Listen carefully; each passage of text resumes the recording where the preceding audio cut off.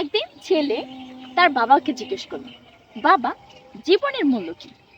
বাবা তখন ছেলেকে বলল, এই পাথরটি একটি কাগজে মুড়ে একটি সবজির দোকানে নিয়ে গিয়ে জিজ্ঞেস করো।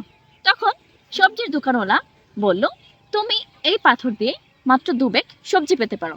তারপর ছেলে ফিরে এসে বাবাকে জিজ্ঞেস করলো, বাবা, জীবনের মূল্য কি মাত্র 2 ব্যাগ সবজি?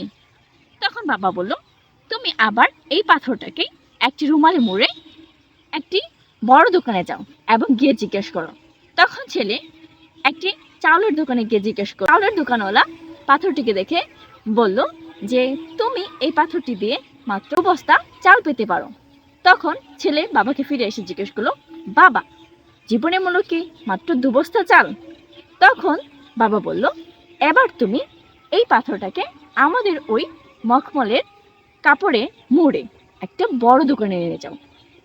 তখন ছেলেটি বাবার কথা মতো পাথরটিকে নিয়ে একটা জুয়েলারি দোকানে গেল। তখন জুয়েলারি দোকানে যাওয়ার পরে জুয়েলারি দোকানের মালিক বলছিল যে, এই পাথরটার বিনিময়ে তুমি আমার পুরো দোকানটাই কিনে নিতে পারো। মোরাল অফ দ্য স্টোরি, আমরা আমাদের জীবনকে কোথায় এবং কিভাবে প্রেজেন্ট করতেছি এটার উপর ডিপেন্ড করে আমাদের জীবনটা কতটা মূল্যবান হবে। আপনি নিজেকে যতটা মূল্যবান হিসেবে প্রেজেন্ট করতে পারবেন, আপনি তত বেশি মূল্যবান হয়ে উঠবেন। তাই সবসময় নিজেকে এমন জায়গায় উপস্থাপন করুন যেখানে আপনার মূল্য অধিক বেড়ে যায়। ধন্যবাদ।